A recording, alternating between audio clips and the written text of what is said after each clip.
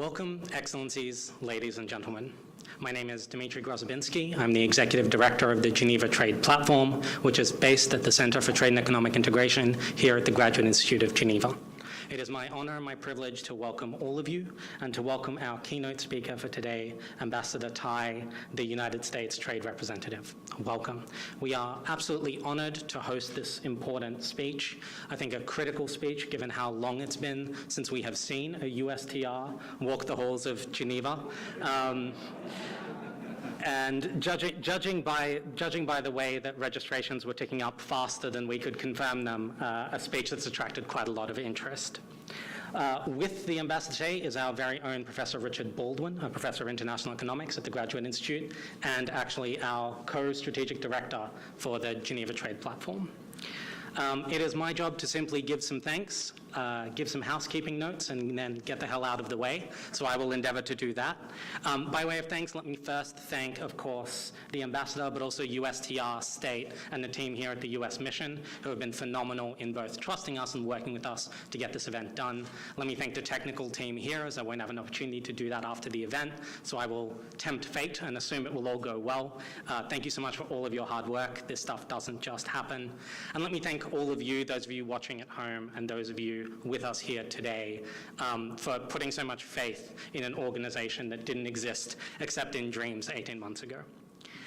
That clears our thanks, so now just the housekeeping in terms of how this event will run. Once I am finally off this stage, I will invite the ambassador to deliver her keynote remarks. Afterwards, she will join Professor Baldwin for a discussion and a little bit of back and forth before we open the floor to questions from the floor and from our Zoom audience. For those of you joining us in the room today, the procedure for asking questions is a slight awkward because of COVID restrictions. We would ask you to put your hand up, and when Professor Baldwin calls on you, there are ushers on the right side, and I think they'll be in the center lane, which will have a mic for you. If you could just move over and join them, and they will hold the mic for you while you ask the question. We apologize for that. It is simply a matter of hygiene and COVID. On that note, if you could all please, as you are doing, keep your masks on. We would greatly appreciate that for the duration of the event, except, of course, when you're asking a question, at which point you can take it off. For those of you joining us on Zoom, you can ask your questions at any time via the Q&A box. So that's not the chat, that's the button that says Q&A at the bottom. And when Professor Baldwin calls for questions from the internet, I will read them out, and the ambassador and the moderator can then address them. And that, apart from reminding you to turn your cell phones onto silent, and to remind the students who are here that immediately after the session, they can come to the front of the stage and take some photos with the ambassador, who's graciously agreed to share her time, is all I have to say. So with no further ado than that, let me thank the ambassador. One of my colleagues is just going to wipe down these mics, and then they are all yours. Welcome.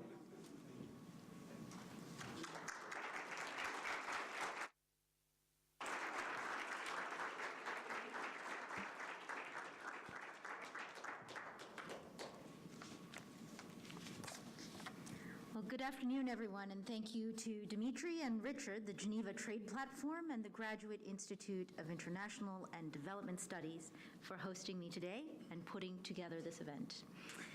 It is really a pleasure to be back in Geneva. I have looked forward to making this trip since becoming the United States Trade Representative in March, and I am so grateful to be here with all of you today.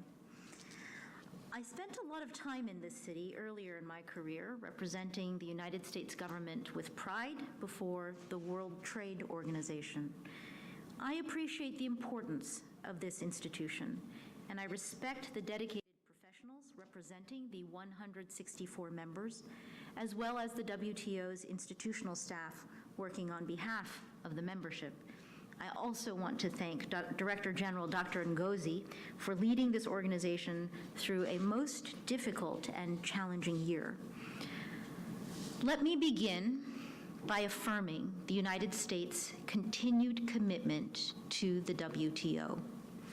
The Biden-Harris administration believes that trade and the WTO can be a force for good that encourages a race to the top and addresses global challenges as they arise. The Marrakesh Declaration and Agreement, on which the WTO is founded, begins with the recognition that trade should raise living standards, ensure full employment, pursue sustainable development, and protect and preserve the environment. We believe that refocusing on these goals can help bring a shared prosperity to all. For some time, there's been a growing sense that the conversations in places like Geneva are not grounded in the lived experiences of working people. For years, we have seen protests outside WTO ministerial conferences about issues like workers' rights, job loss, environmental degradation, and climate change as tensions around globalization have increased. We all know that trade is essential to a functioning global economy, but we must ask ourselves, how do we improve trade rules to protect our planet and address widening inequality and increasing economic insecurity? Today, I want to discuss the United States' vision for how we can work together to make the WTO relevant to the needs of regular people. We have an opportunity at the upcoming 12th Ministerial Conference, or MC12, to demonstrate exactly that. Throughout the pandemic, the WTO rules have kept global trade flowing and fostered transparency on measures taken by countries to respond to the crisis. But many time-sensitive issues still require our attention. We can use the upcoming ministerial to deliver results on achievable outcomes. The pandemic has placed tremendous strain on people's health and livelihoods around the world. The WTO can show that it is capable of effectively addressing a global challenge like COVID-19 and helping the world to build back better. There are several trade and health proposals that should be able to achieve consensus in the next month and a half. I announced in May that the United States supports text-based discussions on a waiver of intellectual property rights for COVID-19 vaccines. The TRIPS Council discussions have not been easy, and members are still divided on this issue. The discussions make certain governments and stakeholders uncomfortable, but we must confront our discomfort if we are going to prove that during a pandemic, it is not business as usual in Geneva. The United States is also working on a draft ministerial decision aimed at strengthening resiliency and preparedness through trade facilitation. Our proposal would improve the sharing of information, experiences, and lessons from COVID-19 responses to help border agencies respond in future crises.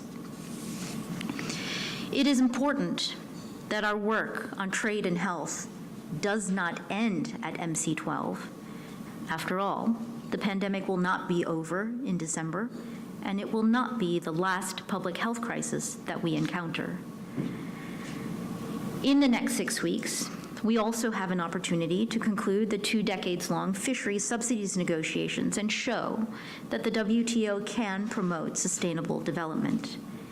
We want to continue working with members to bridge existing gaps in the negotiations. To this end, the United States is sharing options to respond to developing countries' request for flexibility. Any agreement must establish effective disciplines that promote sustainability. It must also address the prevalence of forced labor on fishing vessels. We call on all members to support these goals.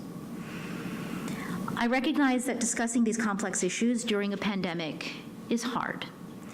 Despite this challenge, we can reach meaningful outcomes and set ourselves up for candid and productive long-term conversations on reforming the WTO. As I mentioned earlier, the reality of the institution today does not match the ambition of its goals.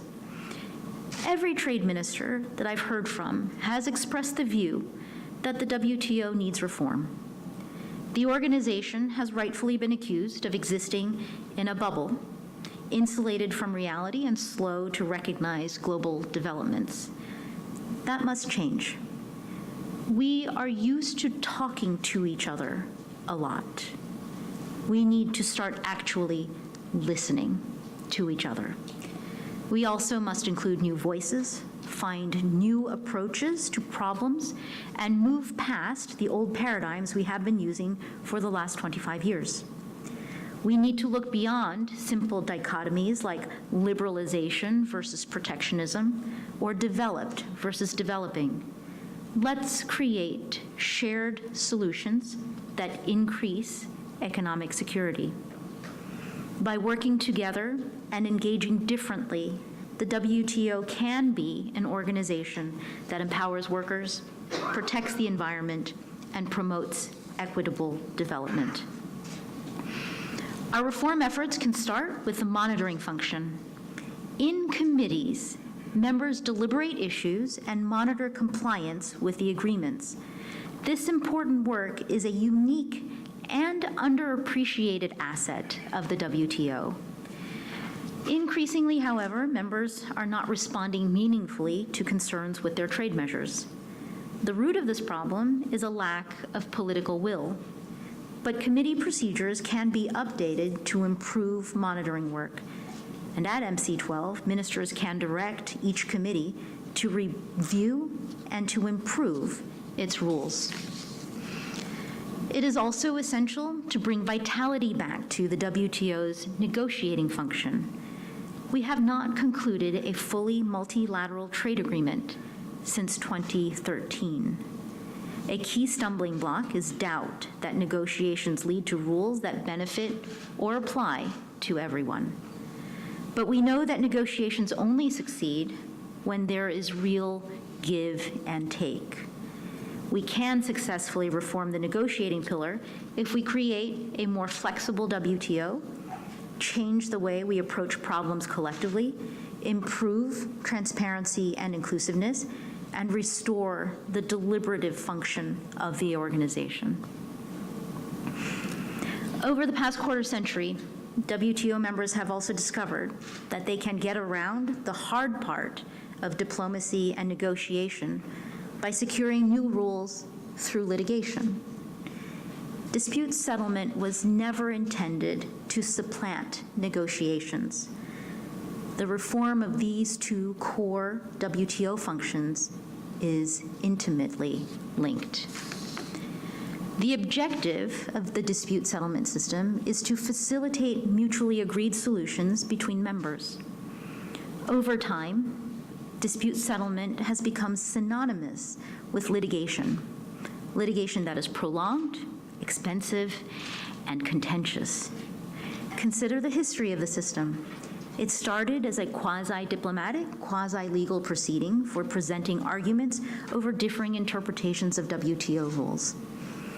A typical panel or appellate body report in the early days was 20 or 30 pages. 20 years later, reports for some of the largest cases have exceeded 1,000 pages. They symbolize what the system has become: unwieldy and bureaucratic. The United States is familiar with large and bitterly fought WTO cases.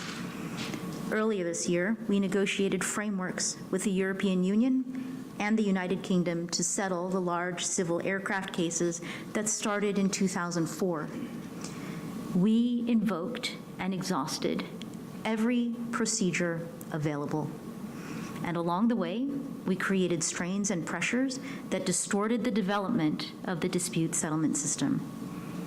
With the benefit of hindsight, we can now ask, is a system that requires 16 years to find a solution fully functioning? This process is so complicated and expensive that it is out of reach for many, perhaps the majority of members. Reforming dispute settlement is not about restoring the appellate body for its own sake or going back to the way it used to be. It is about revitalizing the agency of members to secure acceptable resolutions. A functioning dispute settlement system, however structured, would provide confidence that the system is fair, members would be more motivated to negotiate new rules. Let's not prejudge what a reformed system would look like. While we have already started working with some members, I want to hear from others about how we can move forward. Reforming the 3 pillars of the WTO requires a commitment to transparency. Strengthening transparency will improve our ability to monitor compliance, to negotiate rules, and to resolve our disputes. I began these remarks with an affirmation of commitment. I'd like to conclude with an affirmation of optimism. I am optimistic that we can and will take advantage of this moment of reflection. In reading over the Marrakesh Agreement's opening lines, I was struck by the founding members' resolve to develop a more viable and durable multilateral trading system. These words are just as relevant today as they were then. We still need to work together to achieve a more viable and durable multilateral trading system. It is easy to get distracted by the areas where we may not see eye to eye, but in conversations with my counterparts, I hear many more areas of agreement than disagreement. We all recognize the importance of the WTO, and we all want it to succeed. We understand the value of a forum where we can propose ideas to improve multilateral trade rules. We should harness these efforts to promote a fairer, more inclusive global economy. WTO members are capable of forging consensus on difficult, complicated issues. It's never been easy, but we've done it before, and we can do it again. Thank you very much.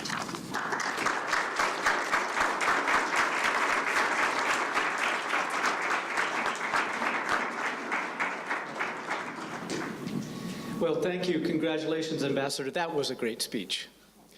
As a believer in the multilateral trading system, it was music to my ears to hear the USTR, trade minister of the largest economy in the world, be optimistic about the WTO, to point to the WTO rules as one of the heroes of the pandemic, not the villains, as a way of creating solutions to the challenges we all face, to being committed to the WTO's continued relevance and importance, and to be engaged in making the WTO a place where solutions are developed and adopted for the benefit of people, not just a place to come and say no or delay things.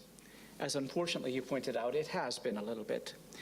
And I also want to say that it was an innovative speech because you were suggesting that the WTO rules could be used to address the great challenges we all face in the 21st century: rising inequality, economic insecurity, climate change, not just the traditional trade issues, but the WTO being some place which helps save lives, not just livelihoods, that helps rescue the planet from the climate disaster we potentially face, and to bring a mitigation to the rising inequality that's creating political strife throughout the world. To break out of the bubble, if you will, to think out of the box. And it was not just nice words. You mentioned trade and health, the WTO's role as a convening body, a negotiating body, a monitoring body, and a dispute settlement body.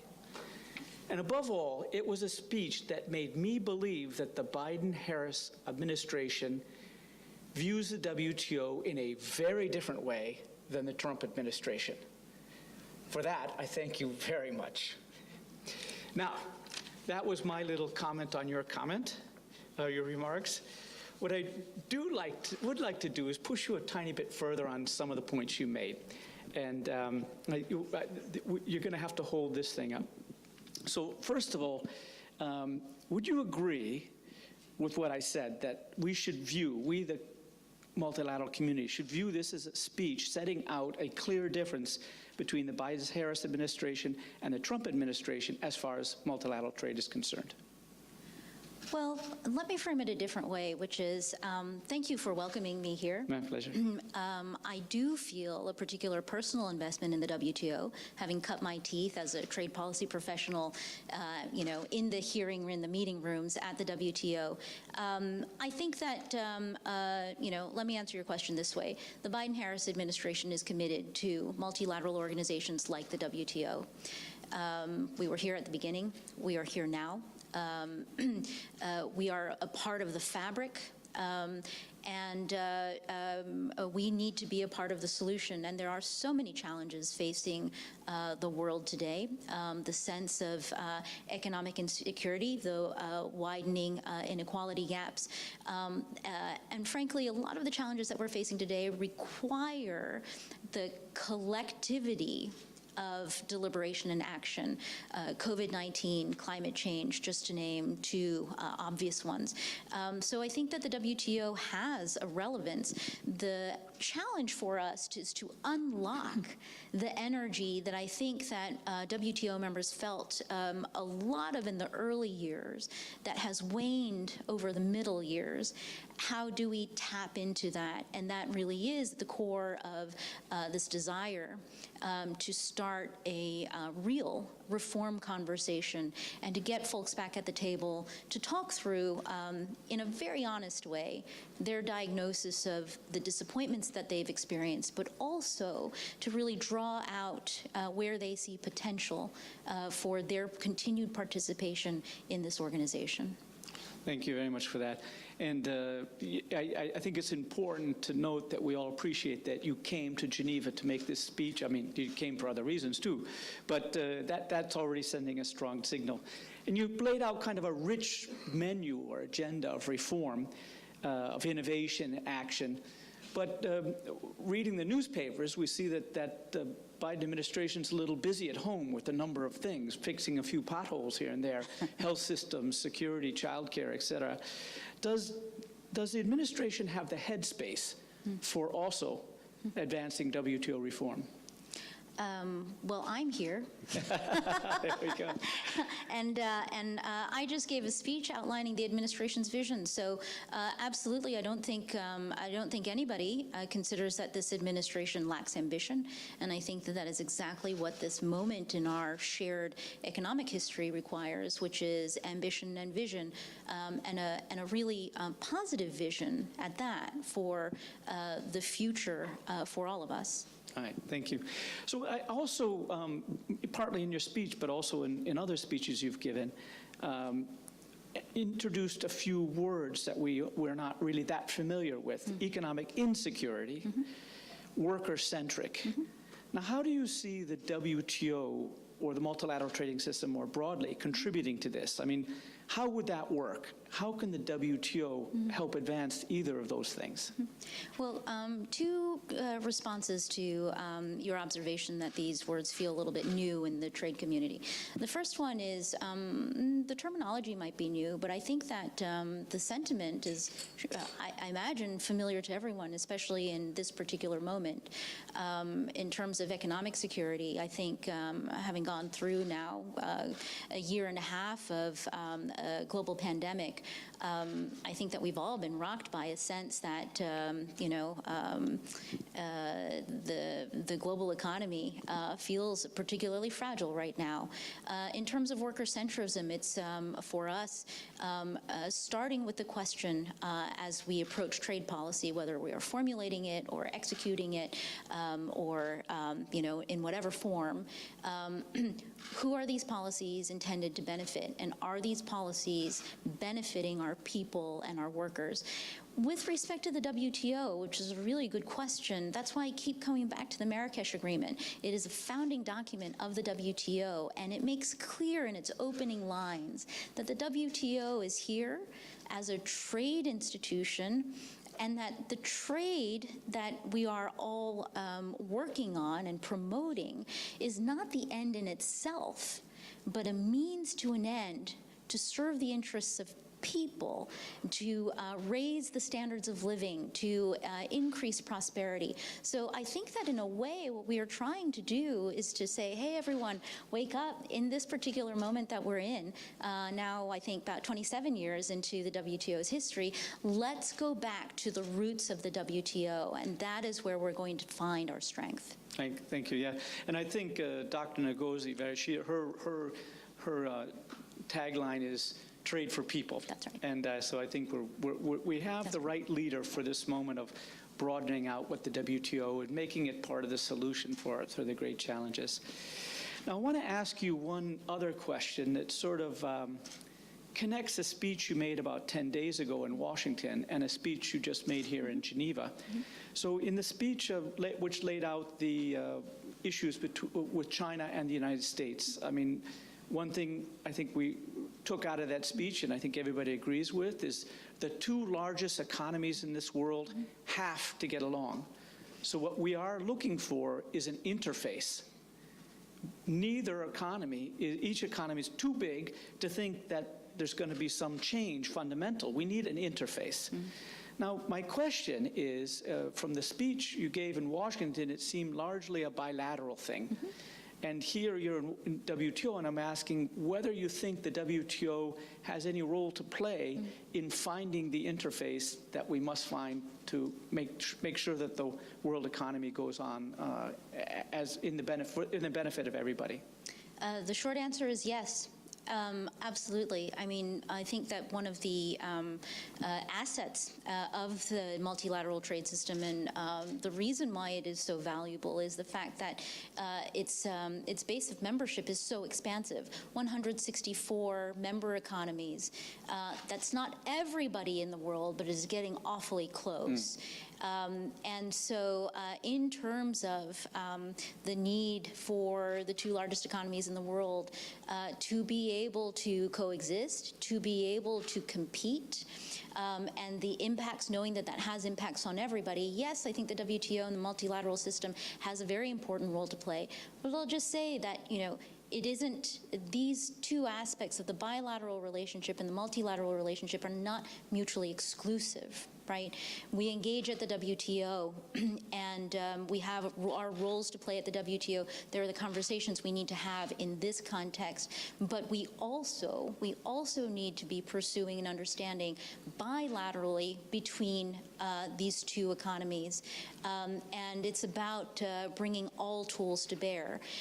I think I was quite honest in the earlier speech as well about our disappointments in the track that we've pursued with China and the results that we have gotten from the approach that we've taken in the past, and the need for us to find a new way of engaging and competing with China.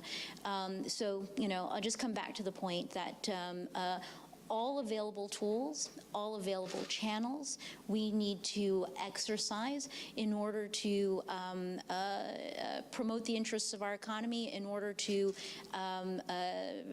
coexist in the world economy, because it does impact all of us. Thank you very much for that. So I'll just ask one more question, and then we'll go to the floor. So get your questions ready while I blather on for a little while here. Now, you laid out a long list of reforms, and as you mentioned, I think everybody at the WTO realizes that the WTO needs a fresh lick of paint. You know, the last time they did the rules, I think we used floppy disks to store our files and things like that. There were no cell phones. But could you suggest some priorities or some timelines or maybe a process? What would a reform process look like?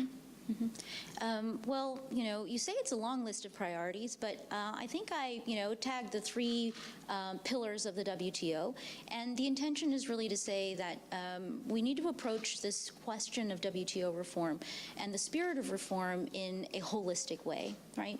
Each piece is interrelated. There is an institutional logic to the way that we had set up the WTO that we need to address.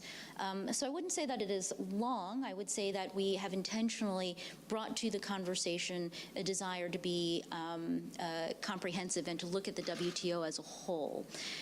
The other aspect of it is this: I could tag for you, these specifics or these wishes about the timeline, but I think that the key to making the WTO work, the key to why the WTO doesn't quite feel like it works right now, is the fact that it is an organization with a very broad base of membership and stakeholders, and that if you are going to earnestly and sincerely talk about reform and undertake this process, we need to be inclusive about how we approach the conversation for reform, so that we are not cutting out anyone who will have a voice and who will frankly have a vote, right? That's the consensus-based organization. Everyone's got a veto.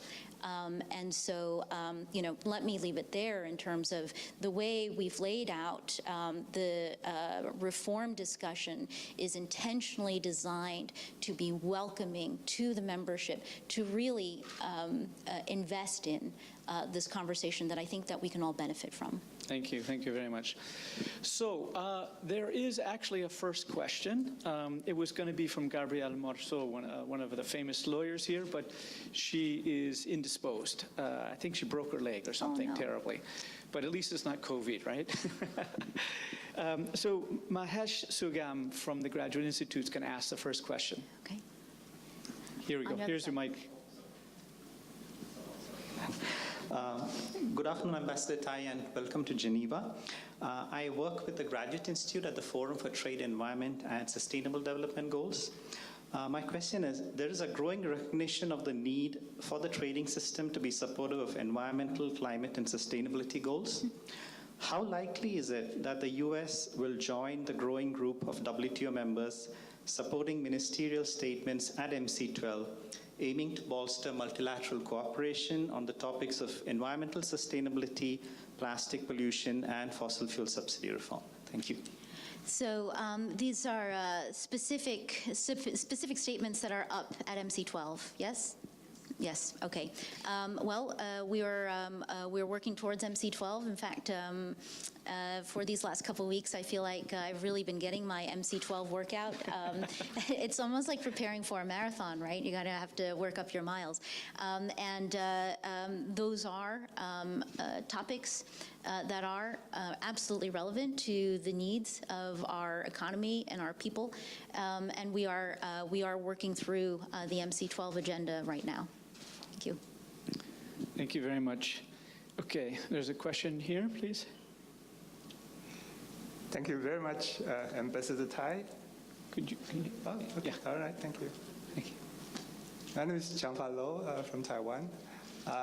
My question is about the leadership of the United States in the WTO. You've just given us very clear message, and I thought that should be exciting to a lot of people here. And quite a number of values have been mentioned also, for instance, the protection of labor and the possible prohibition of forced labor and things like that. You also mentioned about collectivity, consensus that require memberships to agree. But the United States is not merely a member, an ordinary member. It is the biggest member in the WTO. I wonder, how could the United States play some kind of active role in leading to make these important values, for instance, to eliminate forced labor, to make it happen before or at the MC12, because the time is very limited to MC12. There are so many things to do. So basically, what could be the US role in helping others to achieve consensus on so many extremely difficult issues? Thank you so much. Thank you. You know, I'm struck in these conversations in Geneva and around the topic of the WTO, the number of times people invoke the term U.S. leadership. And, you know, I appreciate you building it out a little bit more. We are just one of 164, but we are the largest of the 164. Sometimes I think that means that we are the biggest target in the 164. Sometimes in terms of building consensus, if we say something, we're the last person who needs to be saying it, because the moment we say it, the other 163 go, I'm not sure that that's a good idea. So you ask a really good question, because we are committed to the WTO and wanting the WTO to be more effective. And frankly, I think every WTO member is faced with the challenge of the way that this organization is structured. How can you be influential, and how can you build coalitions? How can you build towards consensus? And I would just say that we as the United States work on that as well. But that I think it is a question that we all ask ourselves. And it really is issue specific. And frankly, the reason why our representatives here in Geneva are so important to us is that they're the ones who need to be reading the room, and who need to be, you know, they're on the front lines of establishing the relationships and the communication that's going to be required to build towards that consensus. On the forced labor issue that you just mentioned, we have introduced in the conversation on fisheries the fact that forced labor is extremely prevalent in the fisheries industry, especially on distant water fishing vessels, and we raise it as a focus of bringing the WTO and trade policy back to thinking through the impacts on working people, but also on sustainability. The fisheries negotiations are about sustainability of fish stocks, but also the sustainability of the people who make their living in this industry. And so far, I will tell you that not a single trade minister I've spoken to has told me that they are for forced labor in the fisheries sector. And so I am encouraged by that, and I am hopeful that we will get consensus on this particular issue. Thank you for the question. Thank you very much. So I have a student here from the Graduate Institute right over there. Yeah, hi, thank you, Ambassador Tai, and also thank you, Professor Baldwin. My last name is Wang, and I'm from Taiwan, and I'm also a student at the Graduate Institute. And so Biden administration has been saying that their priority now is the Build Back Better agenda, like recovering the U.S. economy. But at the same time, they also say they will become the supporter of the multinational relations, especially in multinational trade system.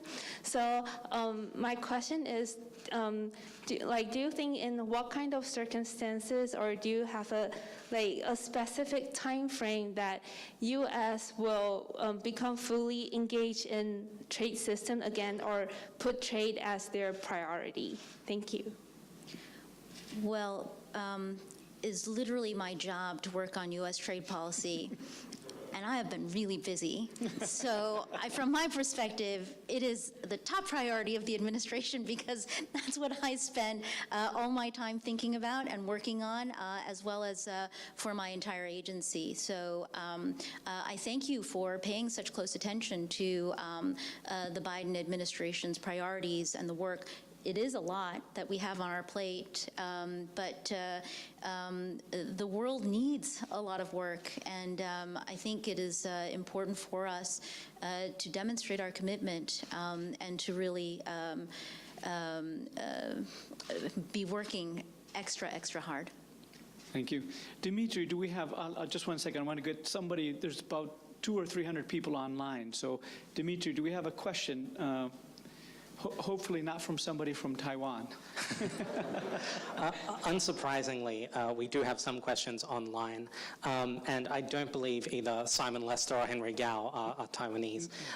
So these are really two-part questions, both along the same lines of the legal system. So we've received a number of questions asking whether the US plans to move on the appellate body, what are the conditions required to end the ban on new appellate body judges, justices. And so that was one strand of questions. But then a related question from Simon Lester, I think, is moving away from the appellate body. You worked on panels here in Geneva. He was saying, and you mentioned that some of these cases take a long time and aren't working.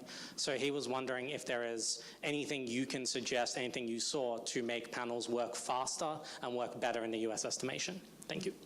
Okay, so it's two questions. The first one specifically on the appellate body, the second one a little bit broader about the dispute settlement system and how to make it more efficient. So on the first question, let me just say this. It is my hope that as part of this reform effort, we can bring a different energy to our negotiations. And instead of my slapping down a full-on proposal that I've dialed up to about 250, because I know that over the course of working through 164 members, it's going to get moved quite a bit from where we're starting. Instead of starting out that way, what I would like to do is start with the conversations, the talking to and the listening to each other in terms of how the dispute settlement system, the whole thing, can serve the interests of members better. And I've given you some examples in the speech today in terms of where the dispute settlement system has fallen flat in our estimation. But I can also point you to, and I don't think anybody wants me to do this, reams of documentation, papers, statements that the United States has made over the course of 15 years and 3 different administrations where we were saying to the members of the WTO, we have concerns with the way the dispute settlement system is functioning, and we think that there needs to be a course correction. And frankly, I think that over the course of those 15 years, not enough members listened. And so I want to take that lesson in this moment of reform to say, if you will listen to us, we will listen to you. And let's start the reform process from there. So with respect to the panel question, the only thing I would add there is that the panel process does take a while. It's very laborious. It can be quite expensive if you've got outside lawyers working for you. And I think that the issue is not how to make it faster, but how to create more opportunities for the members to come together and be incentivized to solve the problem. Because in every dispute settlement case, when you play it out to the end, you've gone through every appeal and you've gone to the arbitration for your suspension of concessions, the point is not to punish each other. The point at the end of all of this is to create the conditions for the two members to come together to find an accommodation, because we are all WTO members. And so if there are ways that we can incentivize those political moments of conversation sooner, I think that that would be a worthy goal. Thank you very much. I can't help but commenting that I don't think Bob Lightziger would have given the same answer to that question. But there was a question here, please. Thank you. The mic will come over here. She's supposed to hold it just so she holds it. Yeah. Thank you. Thank you a lot. I'm very optimistic, like Professor Baldwin, about your speech. Marvelous. I will pose some questions that are very specific. Feel free to answer or not to answer. First, is the trade facilitation ministerial decision draft proposed by the US? If you could comment on it. Second, if you can consider about joining the GSI on MISME and also on investment facilitation. And the fourth, is it possible any result outcome in agriculture for MC12? That's it. Thank you. Could you identify yourself just? I'm Secretary Alexander from the Brazilian Mission. Thank you. Thank you so much. Let me think through your questions. You put it so diplomatically, you gave me the option of not answering. But since you were so nice about it, I feel like I have to answer something. But I think you asked me 3 questions, right? One was on the JSIs, one was on agriculture, and the first one was? Trade facilitation. Okay, comment on the paper. Well, let me just wrap my answer in all of this also because I'm seeing the flags up in terms of the amount of time that I have left, and I want to be responsive. I think that all of these issues are important ones, and I know that each one of them has a number of WTO members that are invested in it. And because of that, these are all issues that we are looking at closely in terms of the run-up to MC12, but also in terms of how to define the work that we all will do together after MC12. So thank you for raising all of them, and I just want to assure you that I know what you're talking about on each one, and we are looking at each of those closely. Thank you very much. Okay, we got a question here. Hi, Ambassador. Thank you for being here. Thank you, Professor. My question is, we now understand the Biden's administration dedication to the WTO, but since your last public endorsement of the TRIPS waiver, a near silence has taken place from your office. Has the commitment you once made wavered? It's a good use of the word waiver and wavered, spelled differently. No, thank you for the question. It's something that we continue to work on and think about because it is so important. So I guess from the outside, it might look like silence, but I want everyone to know that the Biden administration's embrace and endorsement of the TRIPS waiver and the waiver proponents is about our commitment to the global COVID response and about the need to address what we are hearing from so many WTO members, which is that we need more production of vaccines and we need a more equitable distribution of those vaccines. And while we are making progress collectively, there's still a lot more progress that we need to make. And I want to put in context the endorsement of the waiver with the overall effort that the Biden administration is making in terms of, I think, over 1 billion doses committed, the continual delivery of doses. To your question specifically, because this is a Geneva crowd, and I say this with the utmost affection, that we are all trade nerds here. On the TRIPS waiver, I think that the challenge is how do you get consensus through the WTO so that the WTO can look at the issue of intellectual property rules and where they can be modified during the pandemic to facilitate increased production and more equitable distribution. And that's something that we remain dedicated to. And this may be the case of, the duck on the pond, where from the outside you think the duck is just sitting there hanging out, but underneath the surface, the duck's legs are going very, very fast. And it is such an important issue at this time because of its potential impact positive impact on the lives of people. So I thank you for that question and giving me the opportunity to respond. Thank you. So we have 1 minute left, so I'm going to use my role as chair and ask the last question, a quick one, hard one. Biden-Harris administration seems really committed to climate change, to climate rescue, acknowledging there's an emergency, as I think we all can agree now. But how is trade going to play a role in that? So it seems a little bit divorced, the treatment of climate and then the treatment of trade.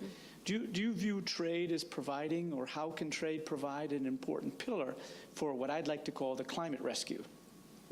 I think that absolutely there is a role for trade to play. I think that it is not just trade as a tool. I think that there are a number of policy areas that can be activated. And I think that there is a lot of energy at the WTO, but that we are all working through exactly this question, which is how to harness the trade tools that we have, where we can build out. And again, I think, one of the challenges with respect to climate that matches up with the challenge of the WTO is it is a collective crisis that we're facing that requires a collective action. And so, in some ways, as hard as it is going to be, it is kind of a perfect challenge for the WTO. Thank you very much. So with that, all I can do is thank the ambassador for sharing your time with us, for demonstrating the U.S.'s commitment and optimism. I haven't heard optimism and WTO said in the same sentence in a long time. And I want to thank the participants and the people who made this possible, the people online. So let's all put our hands together for a great, great event. Thank you. Thanks to all of you.